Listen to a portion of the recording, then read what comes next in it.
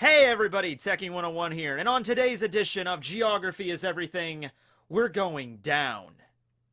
Down, down to the bottom of the sea. We'll hook up with SpongeBob and his snail Gary. I mean, maybe if we have time, we'll swing by Bikini Bottom and we can maybe get a Krabby Patty and chill out with SpongeBob and Patrick and everybody. But before that, we have to make our first trip, which is to Fishman Island.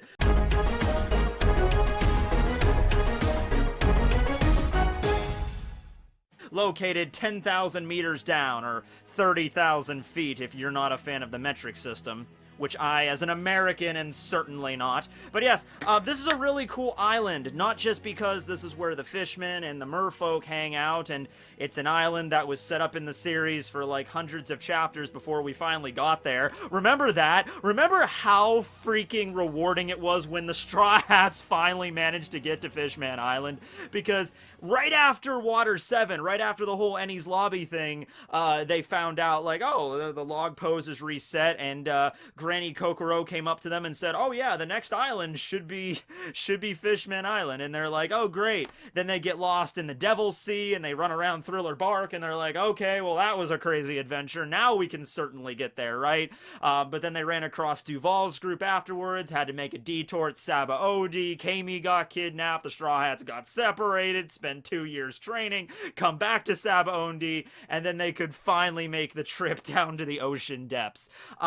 So that's a really cool reason, but also, this is really interesting because of Geography is Everything.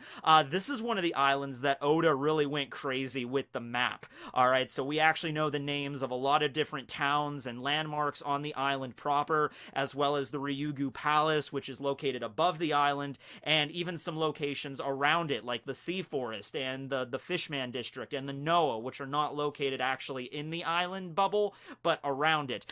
Wait, did I say bubble? Yes, I did, because Fishman Island is basically a giant bubble with an island inside of it, and then there's a smaller bubble on top of it that actually has the Ryugu Palace in it where the royal family lives. I just can't wait to talk about all the famous landmarks in Fishman Island, like the Candy Town, which I hear, oh, there are candy apples this time of year are absolutely to die for. Oh, and Water Wheel Town, this is great. There's actually a historical water wheel from 350 years ago. That's right, so we're going to be able to talk all about that, as well as you were just looking at mermaid boobies the entire time, weren't you? Well, that's okay. I was too. As we all know, merfolk and fishmen, they're amphibious, basically. They can live in the water and on land. However, it would be kind of awkward to live your entire life submerged in water because, I mean, what happens if you want to make some tea or something? I mean, I guess there could be a way to do it underwater, but, I mean, there's some things you can just do better on dry land, right? So it doesn't really matter much to the fishmen or the merfolk. They can stay above water, it seems, for an indefinite period of time without any sort of negative repercussions. I mean, you'd think that their gills would get dried out, but I think the thing that Oda is really going for here is, no, these are species that have perfectly adapted to live on land indefinitely and underwater indefinitely. It really doesn't matter where they're at.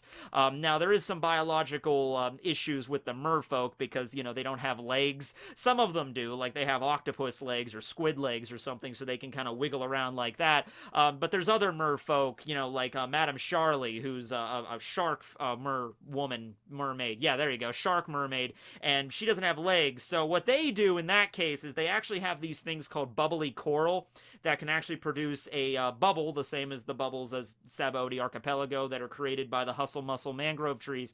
And this bubble can be created pretty much anywhere in Fishman Island. I think it's like a certain climate, like as long as you're around the mother tree Eve, or if you're underwater, the bubbles are allowed to like basically exist. If you go outside of that sort of perimeter, the bubbles begin to pop. But as long as you're in the perimeter of Fishman Island, it really doesn't seem to matter. They can pop up these bubbles anywhere they want. So the merfolk will do that to like surround themselves with a little bubble donut, and then they can kind of float around. Also, all throughout the island, there's a bunch of these like they remind me of like the transport tubes from Futurama. You know, like you would like Fry would get in and just be like Central Park, please, and like just shuttle you around New York City, and you just land right there at Central Park. Kind of the same thing on Fishman Island. There are these just streams just running all throughout the island, just kind of defying gravity, and then you can just kind of pop into a stream and just float wherever you want onto the island. Now, the island itself, maybe from at first glance, doesn't look all that big. Well, it looks big, but how big is it exactly? Well, it's not like we get a surface size or something, but do you know how many people live on Fishman Island? 5. 5? No. 500? 5,000? 50,000. 500,000? That's crazy. 5 million? 5 million people live on that thing. Well, people, I mean, they're fishmen, they're merfolk. What would be the proper term for that? You know, I don't know. Would they be offended if you call them people? I don't know. Some of them might. I think Hody might. But yeah, so 5 million residents on Fishman Island. That's pretty damn sizable. So that gives you a general idea, okay?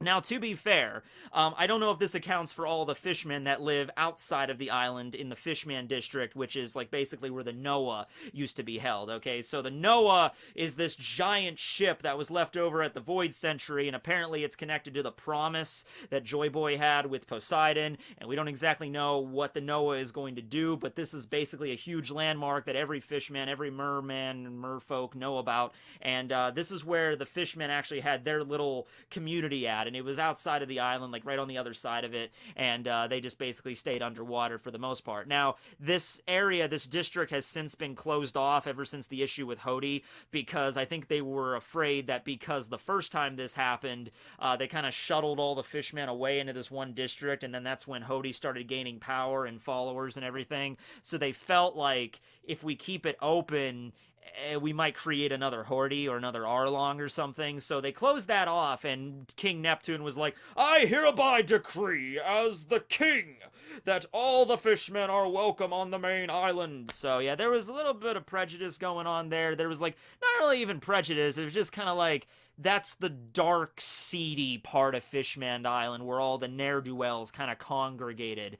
And I think King Neptune finally realized what the error was with that place, leaving it around, and he's like, okay, we need to clean up this town, basically. And so he's like, I'm closing off the stabby part of town, and then we're moving everybody to the main island, okay? And I should probably talk about the Mother Tree Eve, because this is such a huge part of the island. You know, Oda really did a great job at this, because I had so many questions before we got to Fishman Island. I was like, how is there air down there? You know, what about sunlight? Like, is the entire arc going to be, like, you know, at nighttime, basically, because you're at the very bottom of the sea? And Oda addresses all of these. He addresses the first major issues we have just getting to the damn island. Probably should have opened with that, but I am nothing if not scattershotted when I do these videos.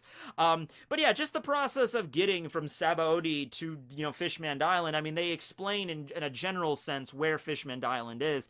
They say that, yeah, there's the red line, and at the very bottom of the red line on the seafloor, there's basically a giant hole, and, well, you know, from the perspective of it's giant, but in the grand scheme of things, it's pretty tiny, but, you know, it's big enough to fit an island that has 5 million, you know, fishmen and merfolk living there, so, you know, take that whatever you will.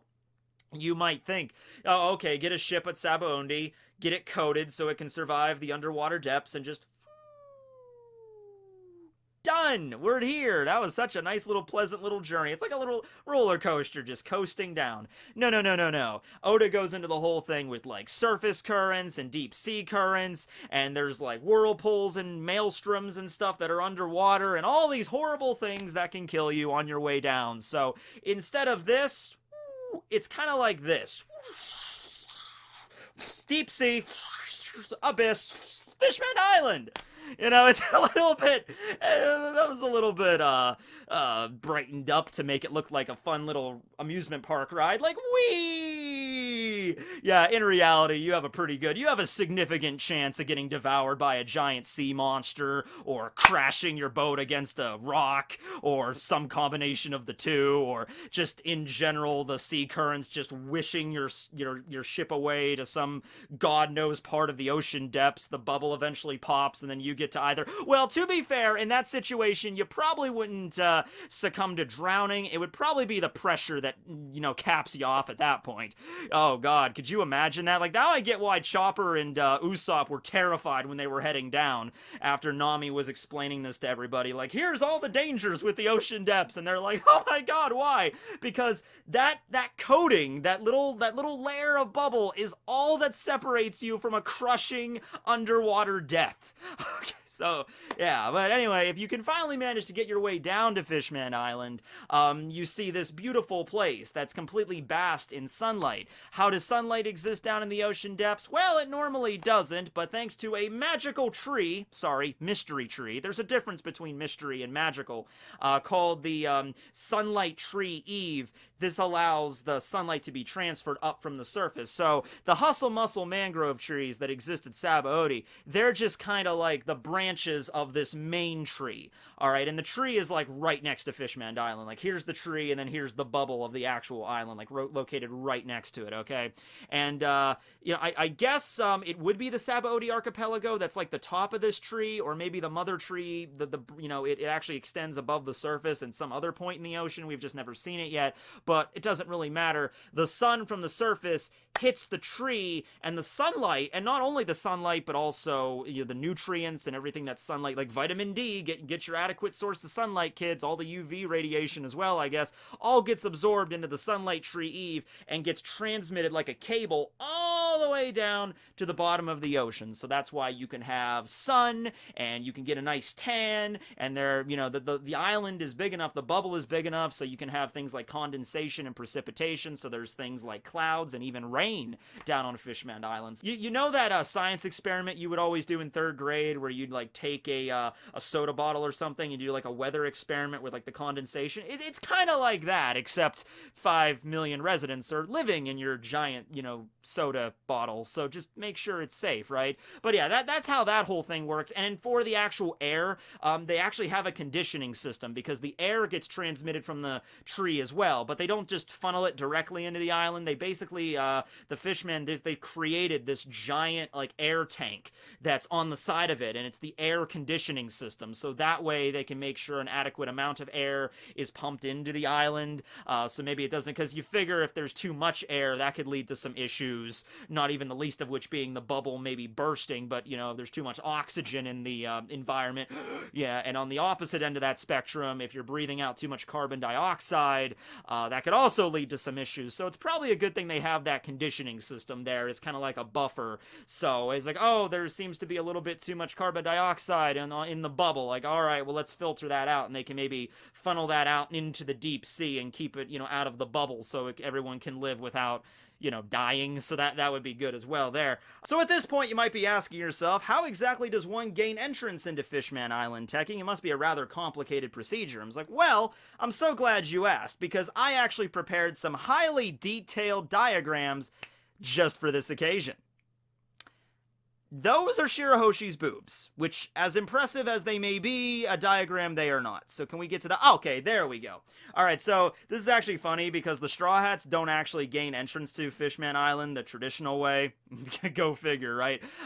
They basically get stopped at the front door by that fishman. I think his name was Hammond or something, and he was an underling of Horty. And, he was like, I'll let you in if you join our gang. And Luffy, of course, is like, screw you, Frankie, Kude burst away. And he's like, okay, Captain. So they launch themselves directly into Fishman Island, which, under normal circumstances, probably would have completely destroyed their ship and might have possibly killed them. Because here's the thing. There's not actually just one layer of bubble that's, like, separating you from the island. Like, here's the deep sea, and you just pop through the bubble and land in the island. No. It's actually a 2-layered bubble thing, and the gate is the thing that actually bridges between both layers of bubbles. Okay, so here you go. You have the deep sea, and then you have the first bubble bubble, and then you have an air pocket, and then you have a second bubble layer, and then you have the island proper.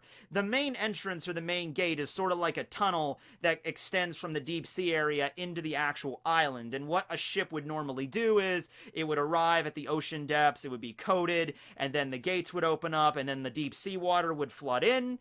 The ship would arrive in as well, then I can assume the gates would shut, and then there's might be some sort of passport check or something, like, purpose of visit, that kind of thing, making sure you're not bringing anything illegal into the island, or you're planning on, it's like, okay, Mr. Karibo, what exactly is your purpose of visit today at Fishman Island? I'm gonna steal, hold on, I gotta get my sleeves really droopy for this, like, I'm gonna steal a bunch of mermaid, I'm really interested in those candy apples you guys have down here. I'm like, oh yes, the candy apples, they're delectable. So yes, I'm gonna bring as many of those as I can back to the surface. An infinite amount, actually, if I can. He's like, oh, well, you seem like a trustworthy guy. Let him through, Bert! So, yeah, then after everything is said and done, I would assume they would, drain the water out of that gate area, which would cause the coating to become undone, and then they would open the gate, and then the water and the ship would just spill into the island itself. Now, Fishman Island's actually kind of divided into two different halves here. We have the one half, which is primarily just water, and then there's underwater, like, apartments and houses there, so if you, I guess the way Kami implied it was, like, if you don't have a lot of money, you're basically forced to live a little bit lower in the city, and the more money you have, like, if you're a superstar like Papagoo, you can live in Fishfurly Hills, which is, like, the, as you can imagine, the very posh, high sort of standard, kind of place, like Hollywood, Beverly Hills, that's the kind of idea there, so the rent's a little bit higher at that kind of place. So as you can imagine, an island with 5 million residents, there's going to be a bunch of different towns all over the place. So I already mentioned Fishfurly Hills and the Coral Manor, those are the places where, like, the high of society live. The Mermaid Cafe is also around there as well, and the cafe, as you can imagine, is where a bunch of really attractive mermaids hang out and entertain the guests, but it also is like a boarding house as well, because Kami was living there, along with some of the other girls from the cafe, and Madam Shyarly was kind of like their landlord, kind of the boss of the cafe there. We also have Water Wheel Town, which is located on the north side of the island, a place filled with a bunch of water wheels, so that looks very scenic, I guess. I can imagine that's like, oh, let's go to Fishman Island. Oh, you guys have fun at the candy factory. Mom and Dad are going to go and take pictures of water wheels. Oh, it's so quaint. But then you have Candy Factory Town, which is the place where a bunch of candy factories exist to satiate the unyielding hunger of Big Mom. See, Whitebeard back in the day, he used to actually protect the island from pirate scum if they were trying to, like, attack the place. Like, Karibo's whole, like, I'm gonna invade Fishman Island and take a bunch of mermaids. Yeah, that shit wouldn't have flown under Whitebeard's rule. But Whitebeard, unfortunately, died at Marineford, leaving the island unprotected, and the fishermen were like, oh crap, what's gonna happen now? Are we gonna go back to the Dark Ages? So, luckily, I mean, it is rather fortunate Big Mom was around. Big Mom approached, I guess, King Neptune and was like, Mama, I'll protect your island for you if you give me, like, I think it was, like, at least a few tons of candy every month as payment. So, I mean, she wasn't doing it for free like Whitebeard, but she did offer her assistance, and if it wasn't for her protection, then the Fishman probably would have had a lot more issues with pirates come. There would have been a lot more Karibos, that's all I'm saying, right? So, I guess with nothing else left to do, Neptune kind of agreed, and was like, alright, well, you'll protect us, and all you want is candy, so I guess we can swing that. So they basically, I can imagine they built all of Candy Factory Town just for the sake of Big Mom, because they had to produce, like, a redonkulous amount of candy for her. So they have a bunch of different factories, many of which were actually destroyed during the raid of the new Fishman pirates. They have a bunch of candy factories there to produce all the candy that Big Mom could ever want. And it's actually pretty good from what Big Mom said. Big Mom is the kind of person that's willing to just burn down an entire island if they don't get the sweets to her on time. But Fishman Island, when they didn't have the sweets for her ready because of the whole incident with Horty and everything, she didn't immediately go and say, burn it to the ground. She's like, oh, send Peckoms and Tamago there to see what's up. She didn't want to get rid of it right away, because I guess the sweets were just really delicious. You also have the Fishman Meeting Hall and the cultural area. You have a shopping mall, which is just a normal shopping mall that just happens to be 10,000 meters under the ocean. Okay, I'd check it out. Conchcord Plaza, which is the location of the final epic battle between the Straw Hat Pirates and the new Fishman Pirates, like where all the the Straw Hats fought against the generals and everything. This place is also pretty big because it could hold 100,000 Fishman soldiers at once, so pretty sizable kind of meeting place. I can imagine this is where they have like concerts under normal circumstances. This is where they have the annual Fishman Island county fair or whatever. They have it in Concord Plaza. There's also a dojo where you can learn Fishman karate located somewhere on the island. We never really located that. We never really, went into that all too much about the Fishman karate thing, like where do you learn it. I would have wished we learned that a little bit more, but not so. Also the basic stuff, as you can imagine. There's hospitals, there's schools, courthouses, I guess. I don't know. It seems like they have a pretty efficient society down there. And then we get to the Ryugu Palace, which is where obviously King Neptune and the three Neptune brothers reside. And so this place is actually on a bubble on top of the bubble. And this bubble is pretty small, but also compared to like the giant size of the island, it's huge. Okay. And this is actually someplace that you can only really access via some sort of like flying device. I mean, I guess you could attach the bubble donut around you and float up, because I think the Neptune brothers have done that before, and some of the Ammonites have done that. So what I think is normally supposed to happen is, like, because the castle is like above the island itself, King Neptune's supposed to come out and be like, I request your presence at the royal palace, and then he sends down that gondola thing that was being carried by that eel, and then it descends from the palace, and then like they have trumpeteers like do, do, do, do, do, do, do. And then you get on the gondola and it carries you up to the palace, and it's supposed to be this really epic thing. But yeah, I mean, if you wanted to, you could just attach the bubbly coral and just float up to it. It would probably take a while though, because it's really high up there. And then once you get to the palace gates, they could probably just like, do you have an invitation? Like, no, I just felt like floating up here. I'm like, well, hope you have fun floating back down, too, because you're not getting in. Now, the palace itself is unlike most of Fishman Island, because I think under the most circumstances, the entire palace is covered with water. I think there's a few rooms that don't have water in it, like like inside the hard shell tower where Princess Shirahoshi was kept. That place didn't have any water in it, but yeah, there's a lot of areas up there, so they kind of have to like lower the water level whenever they have guests like humans. It doesn't happen very often where King Neptune invites the humans up to the palace, but whenever he does, they can accommodate. It's just a little tricky there because it's unlike the actual island. What else? Oh, the Sea Forest. Yeah, I haven't talked about that. Okay, so the Sea Forest is a place that, like the Fishman District, it's located outside of the island's borders, a fair distance away, not super far. I like to think like if this is the Mother Tree Eve right here, like extending up from the ocean depths, and you have Fishman Island like right next to it, and then the Fishman District's maybe like here or here. Maybe the Sea Forest is like right on the other side of it, because it's still around the Mother Tree. It still gets sunlight and air and all that stuff.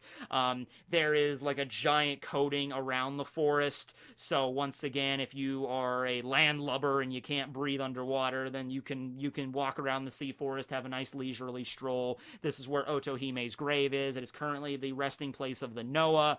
After the whole incident during the arc, the Sea Kings grabbed the NOAA that was partially destroyed by Luffy and Horty's fight, and they dropped it off in the Sea Forest, and hopefully someone could fix it.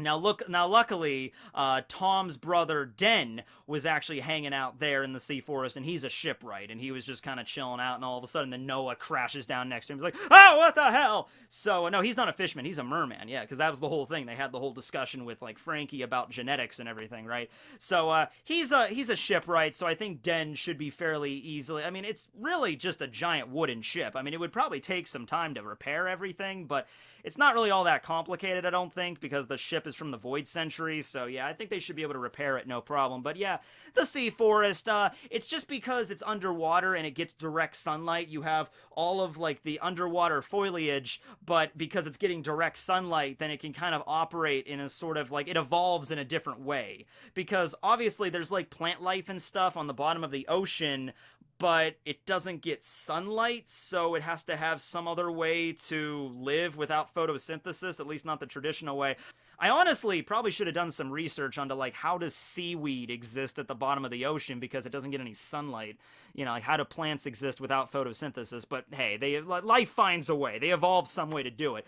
But this is a little bit of a different place because it does get direct sunlight even at the depths of the ocean. So you literally have, like, a giant forest under the sea with all this, you know, steroided out, like, sea life, okay? So it also seemed like a pretty safe place to chill out because this was one of the places that, like, Horty's rain never reached to. Not a lot of people seemed to hang out there, or rather everyone was just kind of focused on the main island there. This is the place where Jinbei kind of left to make sure no one would bother him, so he can kind of just remain there and figure out what to do to deal with the new Fishman pirates. So yeah, it seems like a pretty safe place, really. Beyond that, oh, there's a poneglyph in the sea forest. I forgot to mention that. That's kind of an important thing. This poneglyph's a little bit different from the other ones, though. This one is less about talking about a world-destroying superweapon and more about a Joy Boy's apology to Poseidon, who just happens to be a world-destroying superweapon. So, yeah, there's a poneglyph there, and you can travel from Fishman Island to the sea forest. That's what Robin did. Robin was literally just kind of, you know, nonchalantly walking around town, and she's like, oh, there's a poneglyph in the sea forest. Okie dokie. I'm just gonna go to this bus stop. Wait for the fish bus to arrive. What is this? That the number 3? No, it's the number 4. Okay. Okay, there's the number 3 bus. Okay, and then you just take it to the sea forest and see a poneglyph, and there you go. So yeah, there's like various things, like there's taxi turtles and fish buses that can take you where. This place really does seem fantastical. It'd be pretty chill. I was hoping to see a little cameo from like Ariel or somebody from The Little Mermaid, except for Sebastian. Fucking crab. Me and him have a checkered past. Maybe someday I'll make a video, I'll talk about it, what my issue is with Sebastian the crab. Okay, but anyway, yeah, what else? I think I covered pretty much everything. The locations, Ryugu Palace, Concord Plaza, the entrance to the island, and all that stuff. How you get out of Fishman Island is the same basic way, but how you get back up to the surface, I guess I could talk about that. They attach these flotation devices to your ship that are these super floaty blocks of wood. Fun fact that Oda actually created to cover up a mistake that he made. So this is the cool thing about Oda. Like, he takes a mistake and he pulls something out of his butt to just, like, make up. Like, oh no, I didn't make a mistake. It was this. And then he actually incorporates it later on in the series. So there was a moment when Mr. 3 back in Alabasta, you know, he gets defeated by Crocodile or whatever, and you see him floating on water. And a lot of the fans were like, hey, Oda, he's a devil fruit user, and he's not sinking, he's floating. And I think it was honestly just a mistake from Oda's part, and Oda was like, oh, crap, yeah, no, he's not floating. Actually, what you don't see right behind Mr. 3's back is a super floaty piece of wood that he's actually resting on. Yeah, and he came up with a name for it that literally translates to super floaty wood or whatever. But no, he used it just to cover his ass, but later on during Fishman Island, they actually use it. Like, oh yeah, you're gonna use these super floaty pieces of wood, tie them onto your ship, and then, you know, the more you tie on, the faster you ascend, and the more you drag back in, the slower you ascend, and you can kind of control your speed as you slowly float back to the surface. So, hey, at least he's like, well, I created this because of a mistake, but there's no reason why I can't incorporate it into the actual story at some point there. But yeah, other than that, I think that's pretty much everything involving Fishman Island. Fishman Island. Why do I always add the D? Some people question me about that, like, because sometimes if I think about it, I'll say Fishman, but usually I end up saying Fishman. And I guess I'm really a fan of the island having the will of D, I guess. Who says the islands or inanimate objects can't have the will of D? They totally can. Nami's boobs have the will of D, right? Just her boobs. Not herself, but her boobs.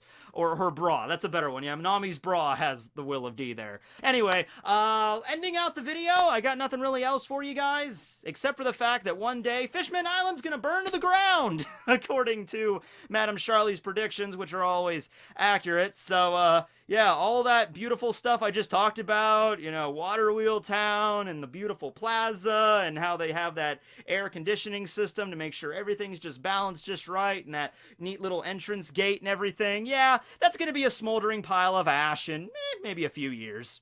So, look forward to that anyway. Thanks for watching, everybody. And if you want more information on the whole prophecy thing, I made a whole video about that, so you can go and watch that if you want to know a little bit more about my thoughts regarding all that stuff. But yeah, until next time, guys, just remember the undisputed truth of the universe. Geography is everything! Bye. Down, down, down. Oh, we'll have lots of fun. You and me forever in the underwater sun. Underwater sun. Yeah!